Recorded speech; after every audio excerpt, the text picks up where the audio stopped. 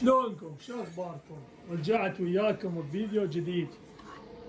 يا عشاق الطيور، يا حبايبي، يا خبايبي، يابا اللي يريد يعرف عن الطيور، اذا الطيور تجمد بالثلج ويغطي البرج ماله، يابا ماكو داعي. هاي مثل ما جاي تشوفون العاصفة قدامكم والثلج. هاي احنا عندنا هاي الثلج من شهر 12 واليوم احنا بشهر جديد، صار لي شهرين.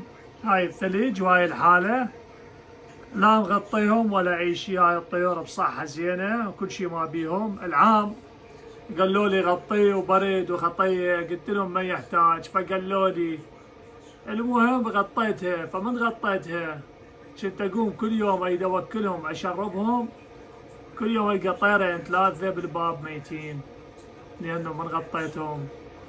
فهاي السنة قررت مثل باقي السنين ما اغطيهم، مثل ما جاي تشوفون لا مغطيهم ولا شيء.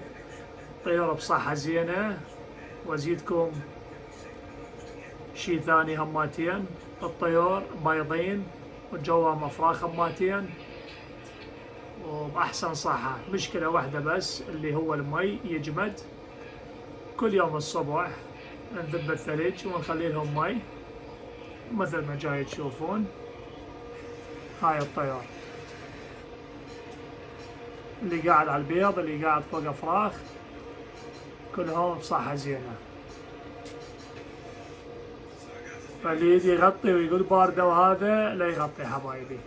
هاي مثل ما جاي تشوفون حاليا احنا بثلاجة. الطير بعمره بحياته ما يبرد، واللي يقول لك يبرد غلطان. تحياتي وسلامي لكم.